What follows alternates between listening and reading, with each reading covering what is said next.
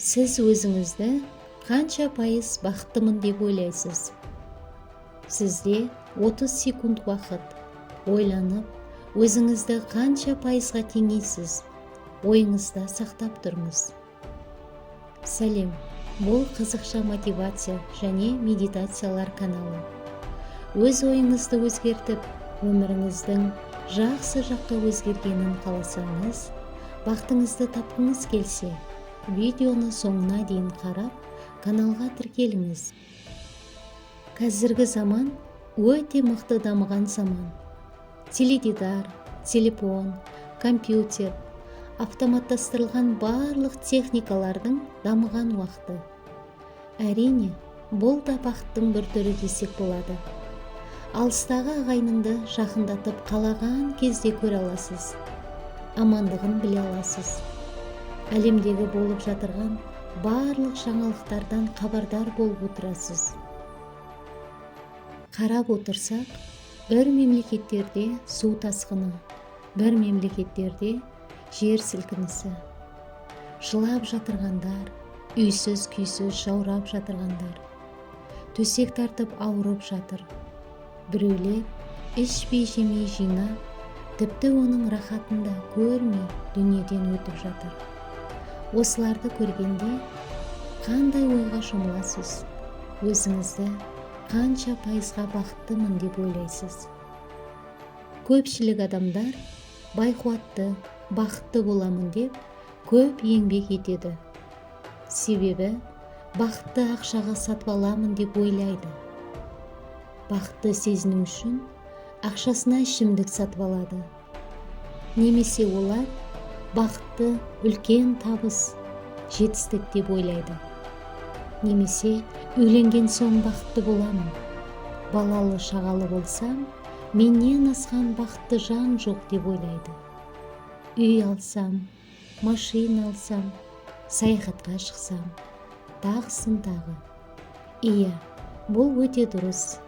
Бұлар да бақыттың бір түрі. Адам бақытты айналасынан, сырттан күтеді.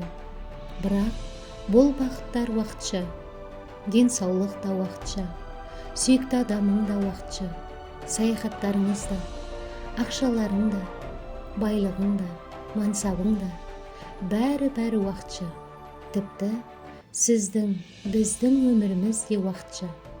Тек қана Аллах тағала ғана мәңгі. Күллі әлемді жаратқан, жаратушы иеміз Аллах тағала әу баста сіз бен бізді жаратқанда бай, бақытты болып өмір сүрсін деп, үлкен махаббатпен жаратты. Жүрегімізге махаббатты, санамызға ақыл салып, ойлау қабілетін салып берді. Сіздегі ғажаптар көз, құлақ, мұрын, ауыз, тіл, аяқ-қол, ішкі ағзалар, осының бәрін бізге қызмет істеу үшін оларды бізге тегіннен беріп қойды. Ал егер Аллах тағала мен саған үй, машина, бизнес, миллиондаған ақшалар беремін, бірақ мен берген құлақ, көз, аяқ, бауыр, асқазан, бүйректерді қайтып аламын десе, сіз қандай күйде боласыз? Қандай қорқынышты?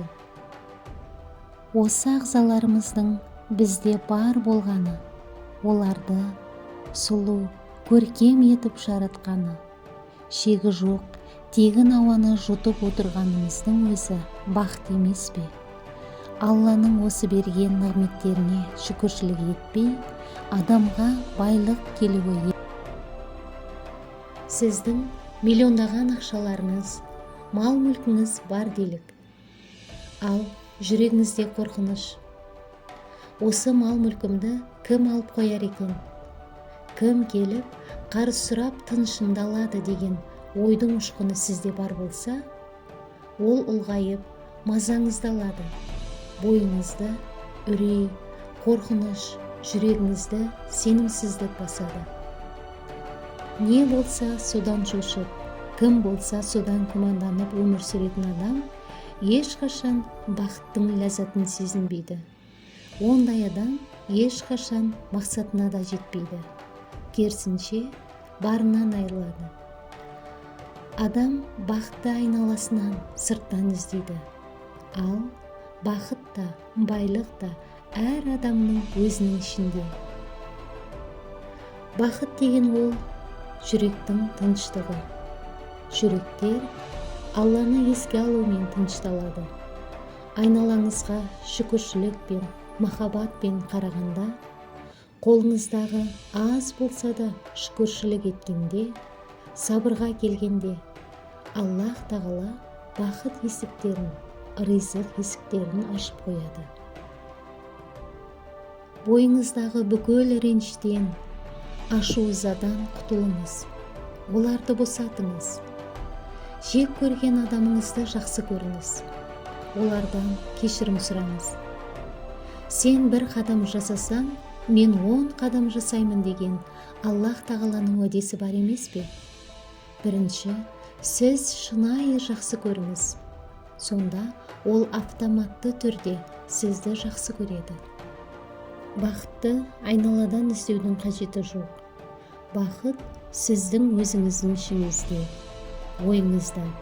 Сіз қазір не ойлап жүрген болсаңыз, сол сіздің бақытыңыздың нәтижесі. Өзіңізге ыңғайлы орынға отырыңыз, немесе төсегіңізде жатсаңыз да болады. Құлағыңызға құлаққабын киіп, бізбен бірге медитация бастаңыз. Мұрныңызбен терең дем алып, демді жұтыңыз. Бүкіл денеңізге нұр болып тарап, бойыңыздағы сізді мазалап жүрген уайымыңызды дем арқылы сыртқа шығарып тастаңыз. Бүкіл назарыңыз медитацияның музыкасымен менің даусымда болсын. Сонда сіздің санаңыздағы мазасыздық, уайым кетіп, денеңіз босаңсып, бойыңыздағы күйзелістің орнына тыныштық, қуаныш сезімі келеді. Армандарыңыздың орындалуына бар болғаны өзіңізді сабырға шақыру, тыныштандыру.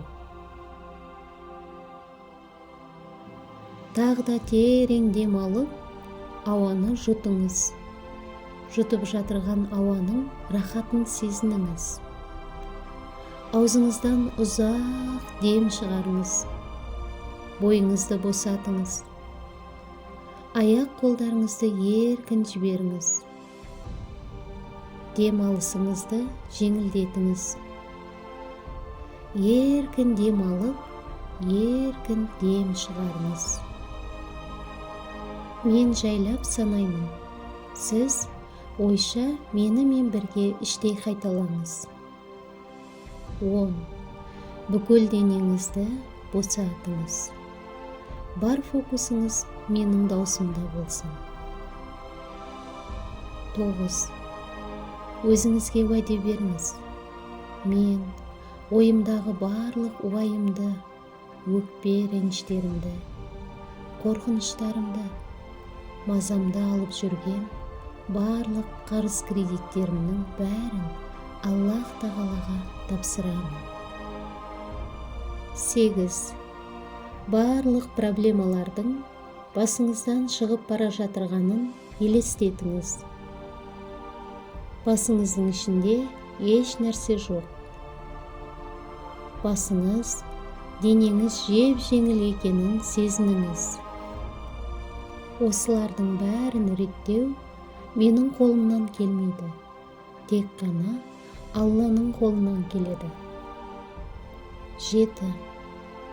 Денеңізге жағымды жылулықты сезініңіз. Табаныңыздан өткен жылулық бүкіл денеңізге тарап жатыр. 6. Жылулықты сезінген сайын бойыңыз одан ары босаңсып, рахаттанып жатыр. 6. Жылулықты сезінген сайын бойыңыз одан ары босаңсып, рахаттанып жатыр. 5. Тағы да терең дем алып, дем шығарыңыз. Одан ары жаныңызға рахат, тыныштық сыйлаңыз. 4. Сізде бәрі жақсы. Сіз өзіңізге сенімдісіз. 3. Өзіңізге ыңғайлы, бар жағдайы жасалынған жерде тұрғандай өзіңізді елестетіңіз. Мәселен, кең әдемі, жылы, терезесі кең, жап-жарық үйдің ішінде тұрғандай. Бұл жер сіз үшін тыныш, жаныңызға жайлы екенін сезініңіз. 2. Сізді ешкім, еш нәрсе мазаламайды. Бүкіл денеңіз рахаттана дем алып жатыр. 1. Енді сіздің ой санаңыз альфа деңгейіне жетті. Ми толқындары бәсеңдей бастады.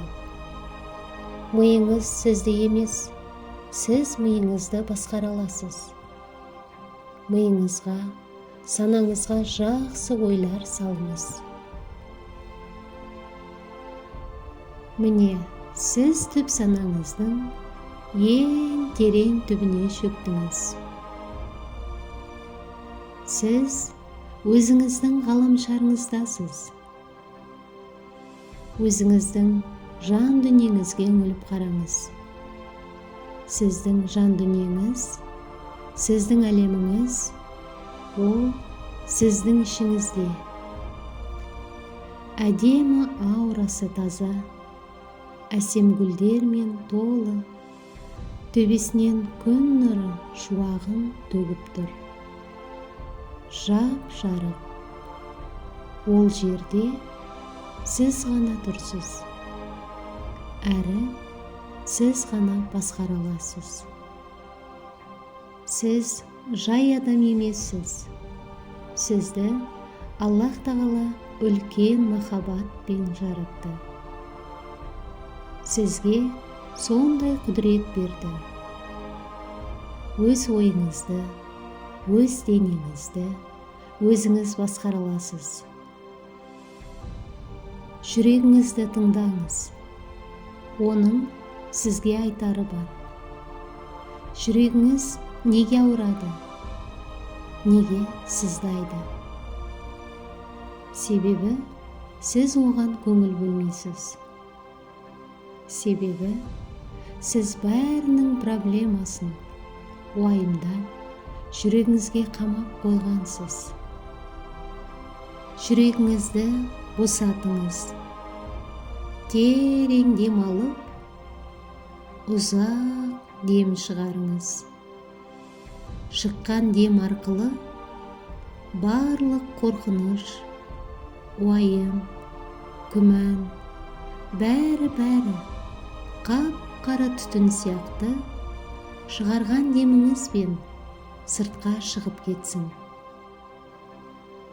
Тағы да терең дем алып, дем шығарыңыз. Барлық проблемаларыңызды, қарыз кредиттеріңізді, уайымдарыңызды, бизнесіңізді, мал-мүлкіңізді, бәрін, тіпті бала-шағаңызды да, әке-шешеңізді де Аллаға тапсырыңыз. Алла бәрін өзі оңынан реттеуші. Бәрін жіберіңіз. Жүрегіңізді босатыңыз. Жүрегіңізге тыныштық беріңіз. Жіберіңіз. Жүрегіңізге жеңілдік берсеңіз, барлық ішкі ағзаларыңыз рахаттанады. Көкірек қуысыңыздың ішкі бөлігіне үңіліп қараңыз. Көкірегіңіз неге қараңғы болып тұр? Тәкаппарлық па? Өр көкіректік па? Әлде реніш па? Кімге ренжіп, кімге өкпелісіз? Неден қорқып келесіз? Нені уайымдап жүрсіз? Осылардың бәрін босатыңыз. Көкірек қуысыңыздағы темір торды ашып, ренжіген адамдарыңыздың бәрін ұшырып жіберіңіз. Кімге өкпелісіз, кімге ашулысыз, бәрін босатыңыз, бәрін ұшырып жіберіңіз. Көкірегіңізге, жүрегіңізге таза ауа толтырыңыз. Дәл қазір сізде біреуге ренжуге, өткенге өкінуге уақыт жоқ. Кім не десе де, не істесе де, ол сіз үшін маңызды емес. Адамның емес, Алланың сүйіктісі болу маңызды. Ең бастысы, Алланың сүйген пендесі болсаңыз, басқалар автоматты түрде сізді құрметтейді. Сіздің әлеміңізде байлықтың шегі жоқ. Молшылыққа толы. Әлем сізді сүйеді. Шын мәнінде бақытқа қол жеткізу өте оңай, әрі тегін. Әлем әрдайым сіздің шешіміңізді қолдайды. Өзіңізге бәріне рұқсат беруге шамаңыз жетеді. Айналаңызға махаббатыңды шаш, шуағыңды шаш. Ол сенің ішінде толып жатыр. Тәуекел ет, жасап көр, әрекет ет. Қорықпа, мықты бол. Сенің қолыңнан бәрі келеді. Бақытты басқадан емес, өзіңнен ізде. Өзіңізді сабырға шақырыңыз. Жеңілдеп қалғаныңызды сезініңіз. Ешқашан, қандай жағдай болса да, көңіл күйіңізді түсірмеңіз. Себебі, бақыт көңіл күйі жақсы адамға келеді. Бақыт деген жүректің тыныштығы. Бақыт деген өзіңді табу. Өзіңді іздесең, жүрегіңнің ішіне үңіл. Алланы ізде. Алланы тапсаң, өзіңді табасың. Өзіңді танисың. Бақыт деген Алланың сізге берген сіздегі ғажаптары. Бақыт деген таңертең ұйқыңнан аман есен оянғаның, денсаулығың. Бақыт деген өзіңді қабылдау, өзіңді жақсы көру. Айналаға қарағанда жек көрушілікпен емес, махаббатпен қарау. Әр нәрсенің рахатын сезіну. Осылардың бәрінің кереметін түсінгенде шүкіршілік ету. Енді жай ғана жымиыңыз. 3 санағанда көзіңізді ашып, айналаға көз жүгіртіңіз. Өзіңіздің бақытты екеніңізді сезініңіз. Әр нәрседен ләззат алыңыз. Әр деңгейге махаббатыңызды бөліп беріңіз.